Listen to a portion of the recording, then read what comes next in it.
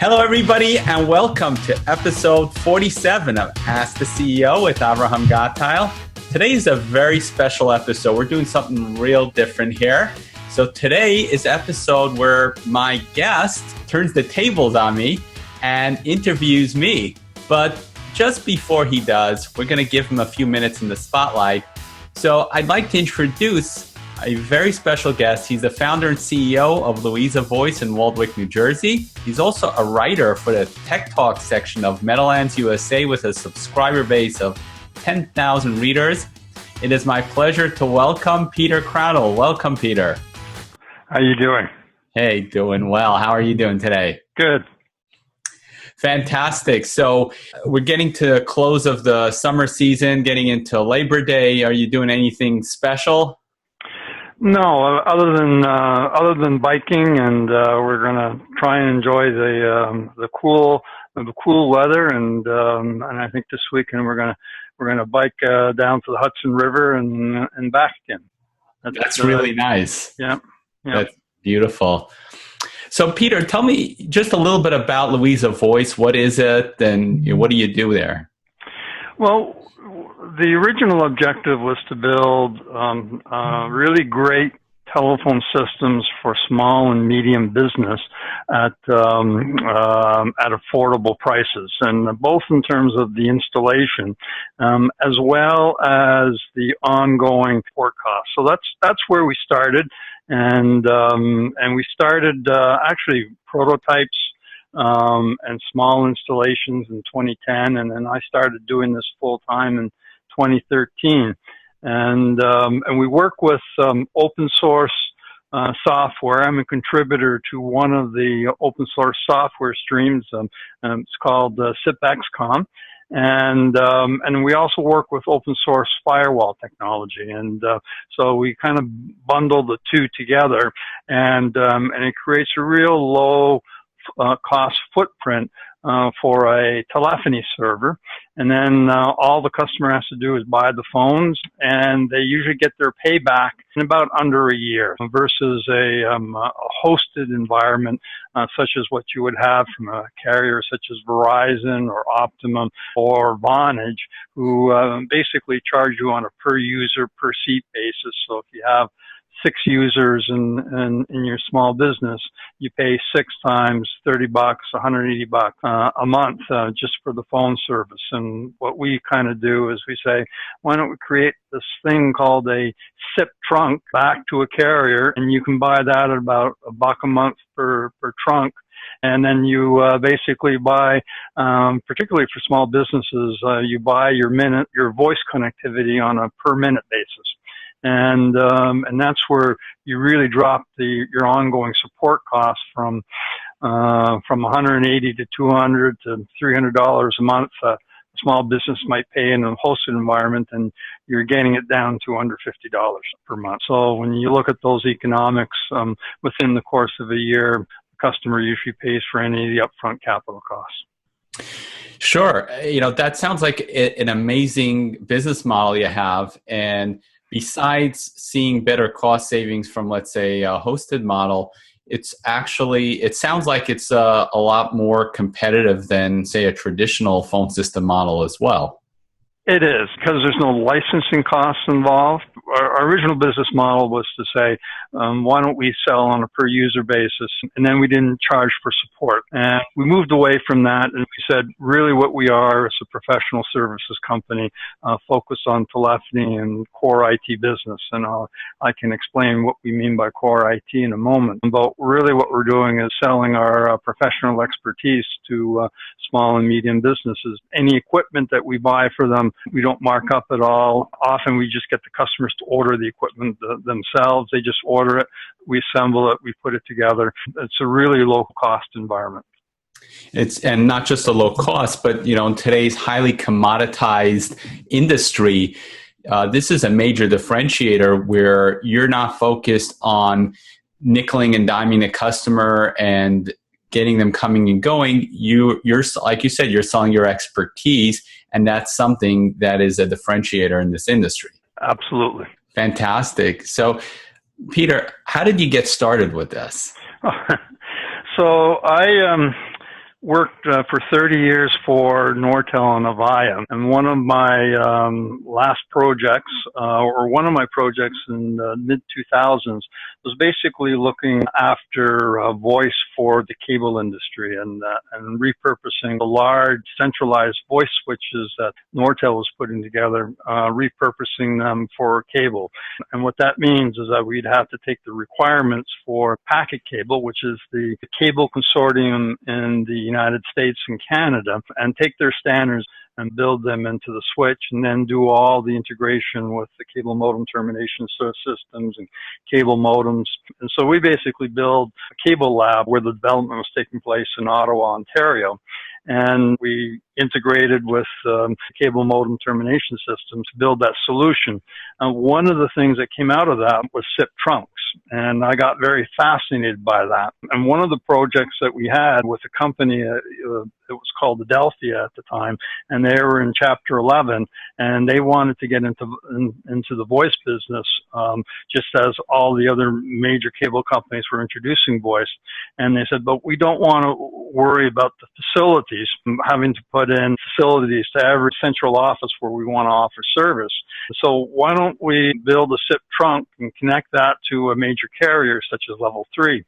And Level 3 at the time had this business called AOL that they were supporting with all these dial-up modem banks. And their traffic was starting to diminish, and they had all these facilities to all of the central offices. So what Adelphia said to us is, can you take your voice switch and integrate it via SIP trunks into Level 3, and then we have instant connectivity. And so I did all of that work, and I just got fascinated with SIP trunks ever since. And then when I started doing consulting for Nortel, I was leading a technology consulting team. Many of our business cases were all around how do you move an enterprise from TDM-based facilities to SIP-based facilities, and how do you centralize a lot of your connectivity? So instead of if a bank had 2,000 branches, or somebody like FedEx that had connection to every office that they supported, he said, well, instead of doing that, why don't you just centralize all of your connectivity to the voice network by a SIP? And by doing that, you're actually lowering your reoccurring monthly costs for buying telephone facilities. So that's how I got into that. And then in 2010, I was asked by a church, the church I was attending, they said, you know a lot about telephone systems, and our telephone system's falling apart. Can you propose a replacement? And that's when I got into open source telephony and dragged my sons with me, and my sons and ourselves started forming Louisa Voice. And there's a history to Louisa Voice, the name. We used to have a summer cottage up in Lake Louisa, Quebec, and that I maintained for many years. And we formed the company up at Lake Louisa one weekend. We were sitting in on the balcony of our cottage, and we said, let's do this. That is such an amazing story. So you were inspired by your vacation and by your summer cottage, and you brought that inspiration back to your daily life by naming your business after that. Yep. And not only that, my two sons, they learned so much from the business. I learned a great deal from them. The whole PSN, the open source firewall technology, that's Jason's work. We're a Microsoft partner, and we have a Microsoft stack, a domain controller, a Skype for business, and Kevin took hold of that. And in fact, he just changed and got a new job in New York City as the lead Skype architect for a major gaming company based out in New York. And so both my sons learned just tremendous skills and developed tremendous technical skills by the work we did together. Yeah, for sure. So Peter, what keeps you motivated every day? I love what I do. I love working with the technology. I love working with this protocol called Session Initiation Protocol.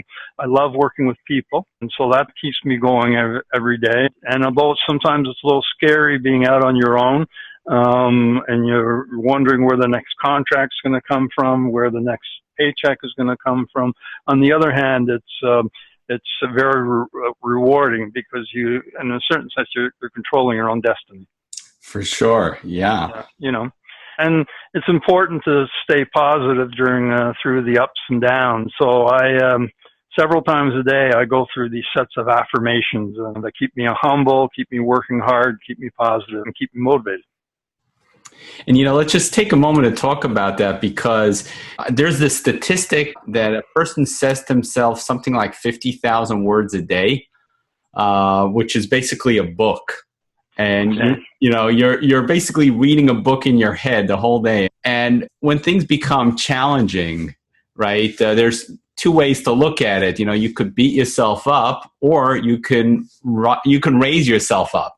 Yeah. And, who wants to be beaten up, right? It's such an amazing tool that you have, that you raise yourself up, you take perspective of what's going on, and you give yourself the encouragement to get through it.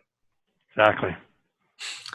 Nice. Let's just talk a little bit about the ups and downs, because there are a lot of entrepreneurs that are going through struggles, and everybody always learns from our guests in how they manage the ups and downs. Is there anything noteworthy that you may want to share about some of the struggles you went through?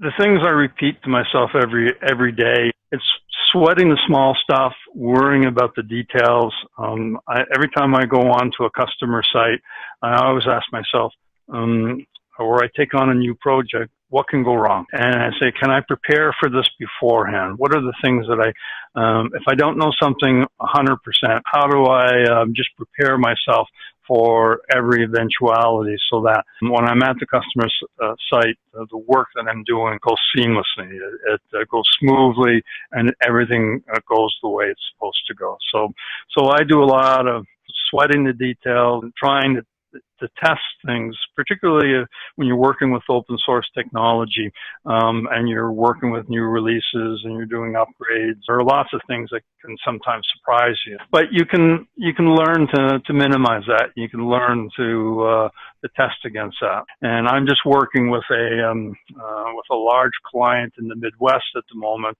and actually helping them build out a large enterprise voice system using the same open source technology that I deploy into small business.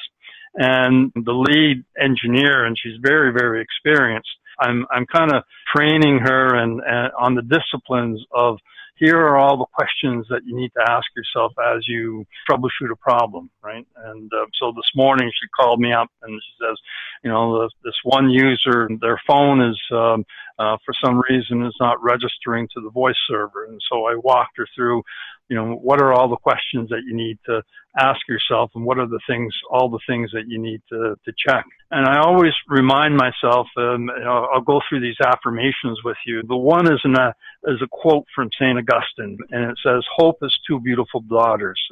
One is named anger at the way things are, and the other is named courage for the ability to turn that anger into something very positive." Because my tendency and some of my character is I take a lot before standing up and saying enough's enough. And so I use that as a way, basically say it's okay to be angry as long as you channel that anger into something positive at the end of the day.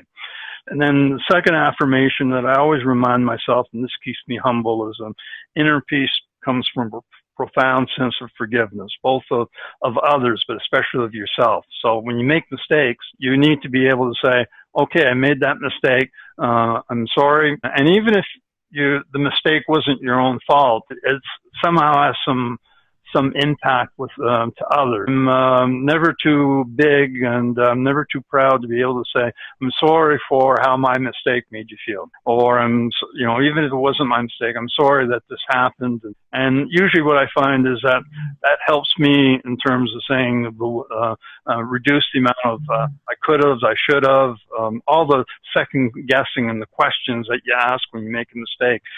You kind of say, no. It's okay to forgive yourself. It's okay to forgive the other person, and life moves on. And then, the last thing that I always remind myself is that every day, enjoy life's moments as it comes, because you never know what tomorrow will bring. So learn to smile, learn to interact with others, learn to ask lots of questions. And those are things that I reinforce in myself several times a day. That is very deep and profound, and that's something that I will be listening to over and over again. Yeah, yeah, it is. I've learned it the hard way, so it's taken me 61 years to get to this point, and and I hope I have many more years ahead of me. Absolutely.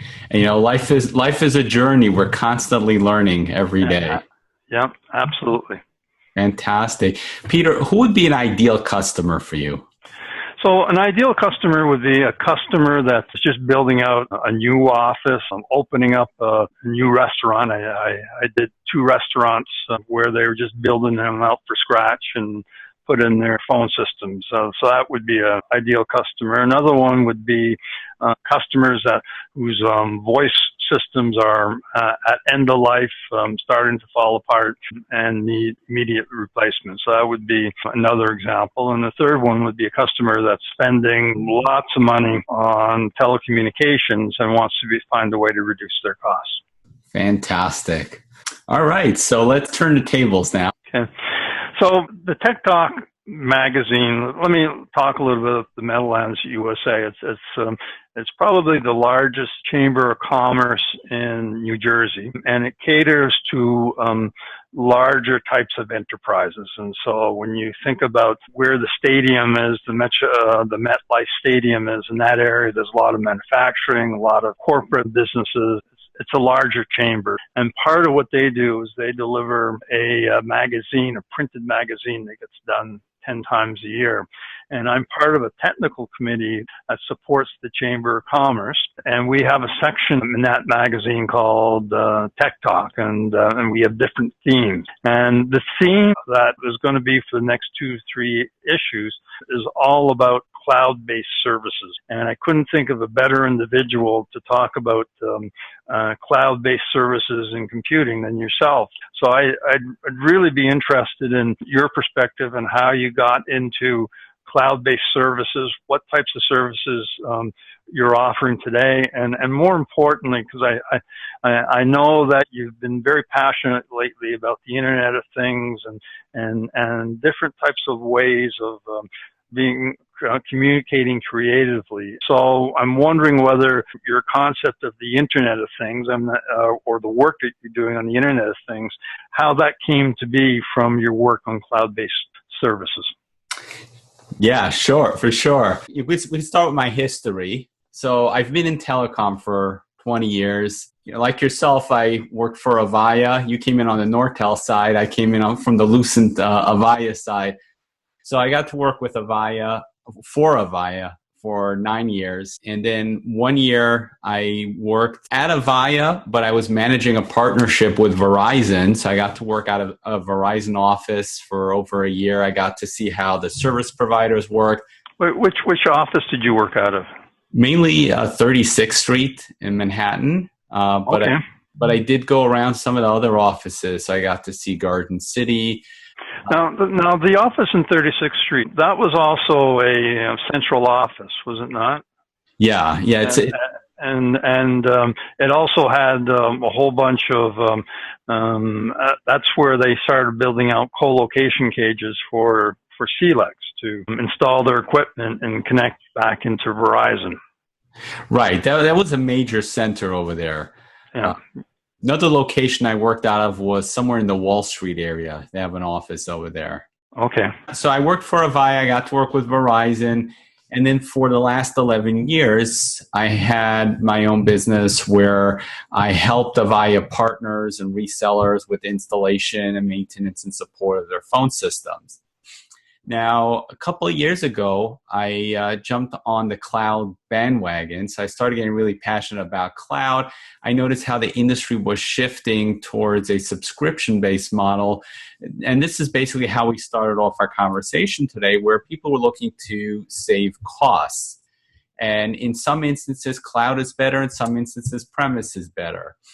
What I noticed was a small business looking to start out, let's say, 2-3 people, in some ways, cloud would be a perfect solution for them because they could be up and running in no time like literally same day, and they have no commitments either. If things work out, they've got their services. If they don't work out, just cancel the service and you're good to go. So I perceive the cloud as a great enabler for the small guy, the entrepreneur working out of his home, looking to start up a business. And, that really resonated with me. So I started doing a lot of research into cloud, and I started basically going into business with cloud-based solutions. So I started writing blog articles, creating content on that.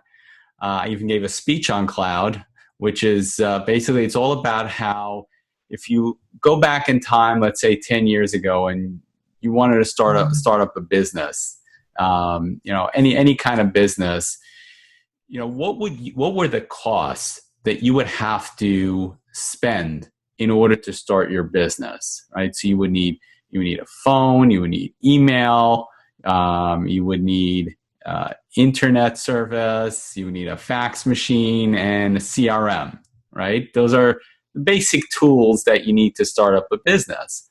Okay, well, phone service back in the day, before the cloud-based services were popular, if somebody were to just start up in his basement, you'd have to get a Verizon service. So they charge him a $55 connection fee, and then probably about $50 a month, which would just give him dial tone and nothing else. But what happens when he's out of the office? So you're in the office, you pick up the phone, right? But what happens when you're out of the office? So now people are either going to get your antiquated answering machine, or they're just going to hear ring, ring, ring, ring, ring, right? So that's a turnoff. So when you're out of the office, your customers are going to someone else. What the cloud enables somebody to do is for $25 a month or $20 a month, they get this professional sounding automated attendant, where it sounds like you have 15,000 people working at your company. Really, you're just this one-man shop working out of your basement, working out of your grandmother's basement, I should say. Right? And you could have multilingual, gracias por llamada, company para español oprima dos, and, for Chinese, press 5, and you could have an entire global operation for $20 a month. And then, some of the other services I was going through, like take a CRM. So, with cloud, it goes so much more beyond communications. There's also cloud-based cloud computing, right? So we have a server, okay? Mm-hmm. If you wanted to get a server for your office, you want to get email. Remember in the days when we had to get Microsoft Exchange, you had to get a server, $2,000. You had to get a Windows license. You had to get an Exchange administrator. Before you know it, you're spending thousands of dollars just to get one email account. Whereas today, for $6 a month, you sign up with Microsoft and you're good to go. CRM would cost $50,000 for a good CRM, just for one seat. And today, you go to Zoho for free, or you pay $20 a month for Act or some other CRM, and you have all the power and capabilities that the large enterprises had. So just learning about the cloud and understanding the benefits that it offered, it just got me really excited to work with the cloud technology and to work in this industry. So that's how I started with cloud. How I migrated to the Internet of Things. So I basically followed the movement coming from telecom, right? So phone communication is called human-to-human communication, and the Internet of Things is called human-to-machine communication. So it was basically a progressive movement where I evolved my career from just human-to-human communication to expand all kinds of communications. And if you look at the technology today, everything is becoming smart. So we have smart homes, smart enterprises, and even smart cities. And it's not a stretch to think that in a few short years from now, you'll be able to know exactly when the bus is coming, where the bus is, which bus is coming when the next train is coming, how many people are waiting in line at the snack bar. So you'll know whether or not you can go get yourself a sandwich while waiting for the train. So what I do with the Internet of Things, it's really exciting. I provide a middleware solution for manufacturers of smart devices. So think of your appliance manufacturers, your refrigerators, your coffee makers, your smart cameras, your thermostats, and I give them the ability to communicate with people using natural language over messaging channels that people are already using. So that means instead of having to download 50 apps to talk to your smart city, your smart kitchen, your smart enterprise, you just take out your cell phone and send a text message to your hot water heater to start heating because you want to come home and take a shower. So let's explore that a little bit. So really what you're doing is you're saying, let me take a messaging application. I'll use WhatsApp as an example. And you're building this piece of middleware that's sitting in the cloud that says on the front end, it recognizes, it understands who I am, right? And what devices are sitting at the back end. And then at the back end of this piece of middleware, you're actually saying, take these messages that are coming from Peter that says, I want to talk to my fridge, or I want to talk to my blood pressure monitor. And then you have channels in the back end that says, I know how to route that message to the device that Peter wants to talk to. Exactly. So this natural language processing, and in this industry, it's called NLP, not to be confused with NLP, neuro-linguistics programming. Okay. But this natural language processing is basically something that takes place in the cloud, and it converts the human commands to machine language. Okay. And part of it is an intelligent chatbot. So there are two components. One is the messaging component, where you take the message from, let's say, WhatsApp and take that into the cloud and then convert that to machine language. But there's also artificial intelligence. So let's say your command is incomplete, or let's say you've got spelling mistakes. So we utilize IBM Watson for artificial intelligence, where the chatbot is able to decipher, for the most part, what you mean to say. So I'll give you an example. We have a smart coffee maker. Okay, so you could go to the coffee maker. If you were savvy, you would say, make me a black coffee, milk, 2 sugars. And the coffee maker will obediently oblige. But what if you weren't that sophisticated and you just wanted a coffee? So you take out your phone, you WhatsApp your coffee maker, make me a coffee. Well, the artificial intelligent chatbot will respond and go, hey, you didn't tell me what kind of coffee you want. We make 6 kinds of coffees. Here's a list. You could have cappuccino, espresso, latte, so on and so on. Take your pick. Once you take your pick, you'll further analyze the commands to see, well, did you mention milk? Did you mention sugar? It'll also check your history to see what kind of coffee you usually drink. And it may even suggest, would you like your usual coffee today? Interesting. So let's break that down into some components. When a person is trying to communicate with the devices in their home, security is a big concern. So how do you basically recognize that Peter is when he's typing WhatsApp to your middleware piece? How do you recognize him and authenticate Peter? Yeah, that's a great question. And by the way, security is a very important part of the Internet of Things. It can't be overstated how important security is. So what we do with our technology, think of it as a lock and a key. So we don't see this in this part of the world, but in Israel, for example, there are no locks on the doorknob. There's just 2 keyholes, one on either side. So if you want to get into the house or out of the house, you need a key.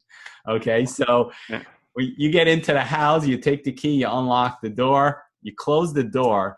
Now, then you put your key into the inside of the door and you turn the lock, and now nobody can open the door from the other side. Even if you had a physical key to the door, you cannot open the door because the key is in the lock. And as long as the key is in the lock, there's no picking, there's no nothing. That door is not opening. Okay. Okay, so this works in a similar manner. The way the technology works is that once you're authenticated, it maps your session ID on WhatsApp, for example. It maps it to the device that you're talking to, and it locks your session so that only you can get in and no one else. Okay. Now, you still want more people to be able to use it, right? Let's say, in your house, you're not the only person who's going to be using your coffee maker. Your kids are going to want it. Your wife's going to want it.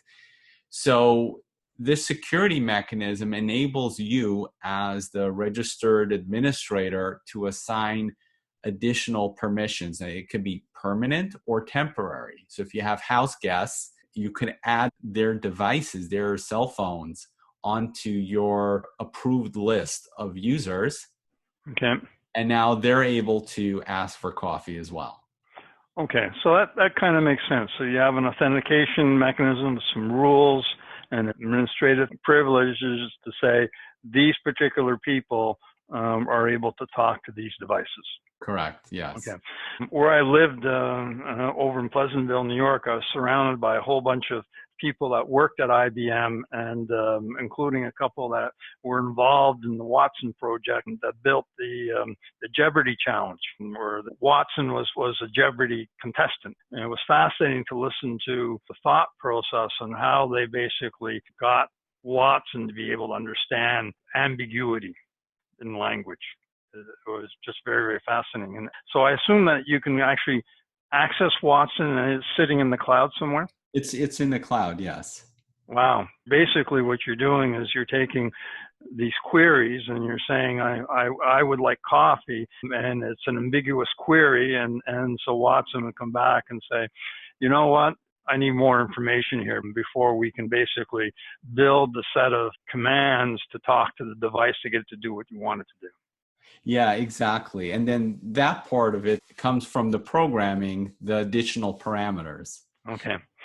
And then the last piece is, I assume that in the back end, you're building, in Windows terms, you call them drivers, but really what you're doing is you're building channels to each device that takes the instructions and the language and builds it into actual commands that a particular device understands. So what you would call in the Windows world drivers, so we call connectors. Ah, yes. I was looking for that. I sometimes I think too low level. Well, yeah, I can appreciate the world you come from, because that's where I come from as well. So here's how that works.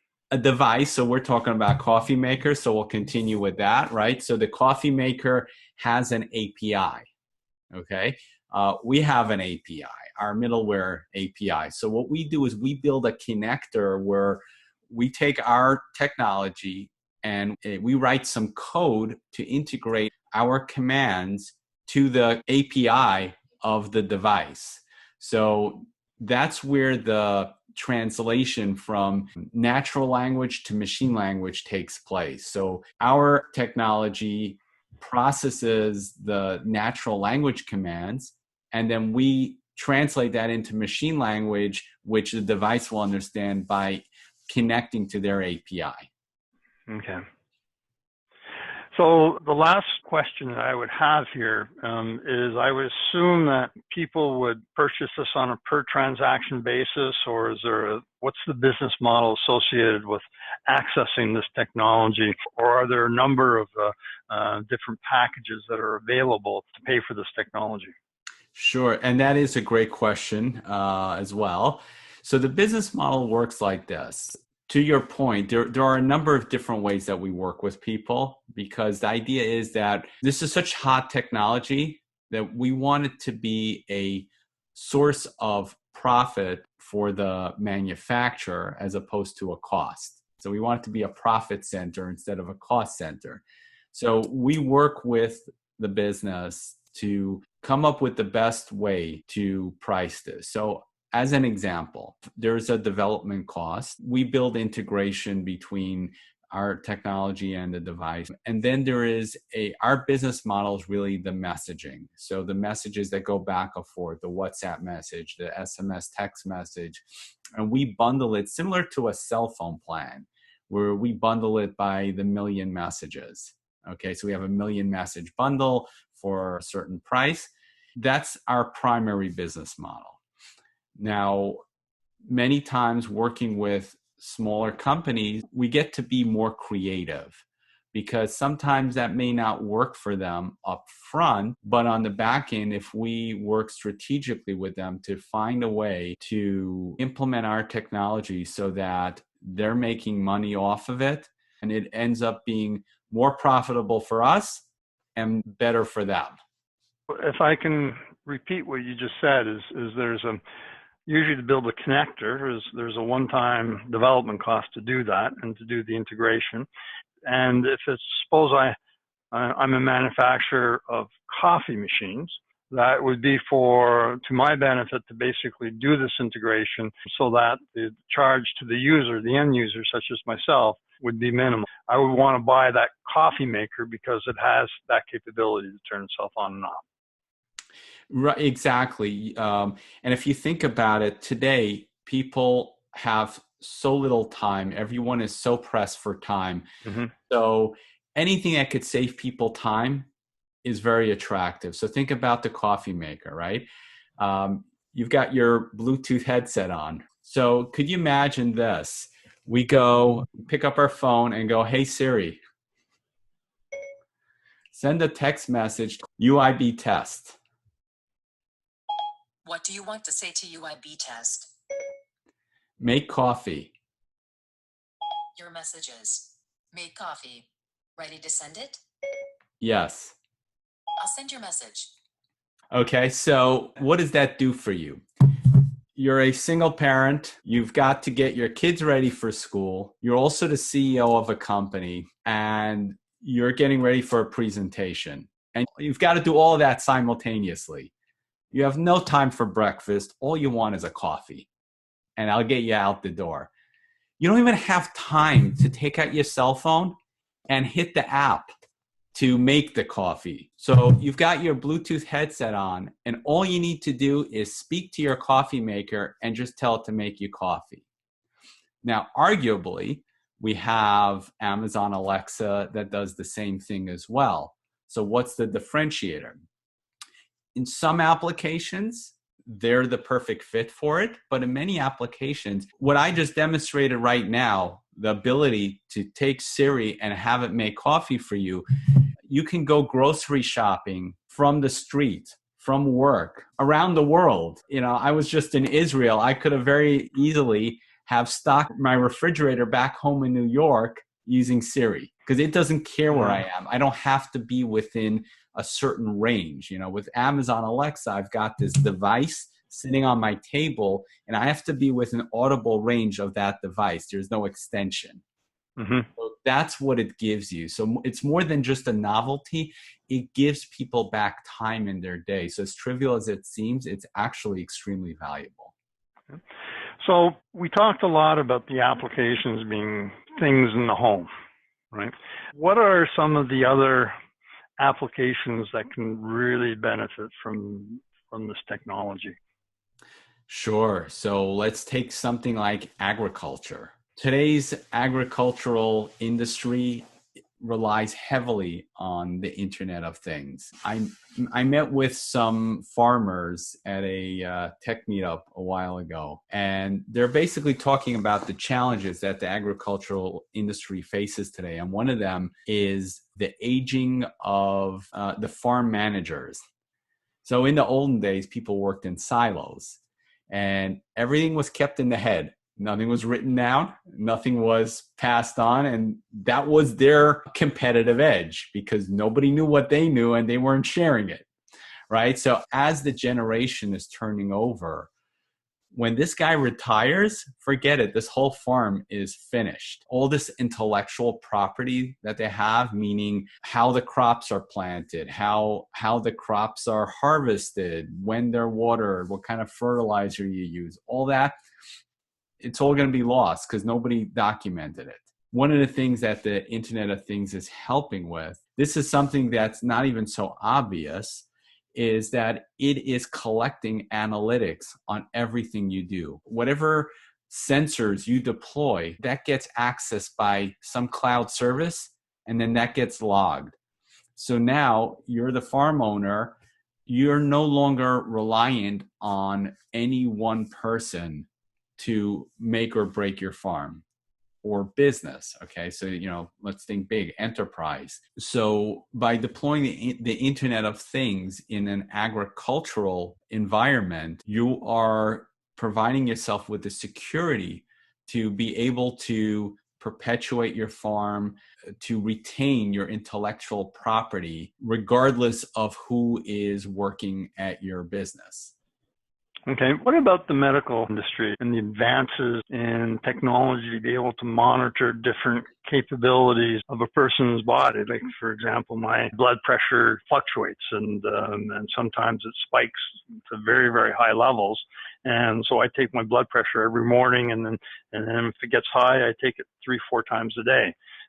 What if there was an appliance that was on my wrist that would be able to monitor that and say, you know what, I'm going to send a text message to send an alert to somebody to basically say, Peter's blood pressure has really gone haywire.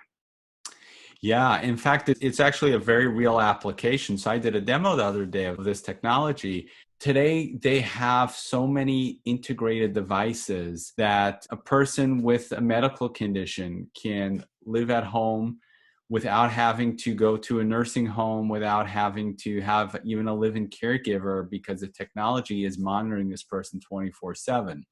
So just to name a few kinds of technologies that are in use working together in an environment like that. So, you've got a blood pressure monitor, and, it could be just a watch like this, a smart watch. It measures the blood pressure. They have smart textiles. So in your clothing, there are leads that measure your heart rate. So you could take EKG, and all that is being monitored 24/7. There are smart scales. So every time you weigh yourself, that also gets logged. So if there's an anomaly, let's say somebody that has a condition, is living at home alone, may not be eating right, and after a few days, their weight goes down, somebody gets alerted. That gets sent to a WhatsApp group where the caregiver, the nurse, the doctor, they all get notified that, hey, something's amiss, check up on them. They have smart cups that measure how much fluid you're drinking. One of the most innovative things that I've come across recently on a trip to Israel. So there's a company that specializes in radar technology. They're a 3D sensor company utilizing radar. If you think of a radar, you have the radar signal that bounces off a point, and it measures the distance between the sensor and whatever point it hit, and it knows how far away it is, right? Mm-hmm. Now, what if you had a device that had multiple radar antennas on it? So they make this device that has 20 or so radar antennas that could give you a really good composite picture of what's going on, but without getting a visual. So think of situations where privacy is of a concern. Somebody that may fall in the shower, you would never know because there are no cameras in the shower for privacy reasons. But if you put a camera like that, a radar-based camera in the shower, you can see a sketch of a person and you could see if that person's okay. Same thing if somebody gets up middle of the night and falls down or hurts themselves. So the radar can see in the dark. You don't need light in order to see what's going on. So now this camera is hooked up to a text message or to a WhatsApp or a Facebook group and can message the appropriate people if there is a problem. Fascinating.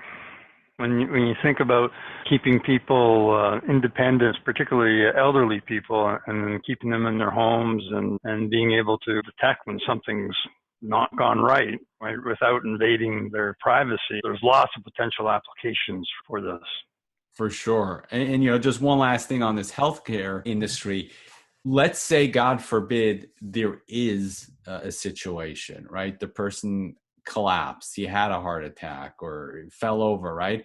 Time is of the essence. The quicker this person gets medical care, the better.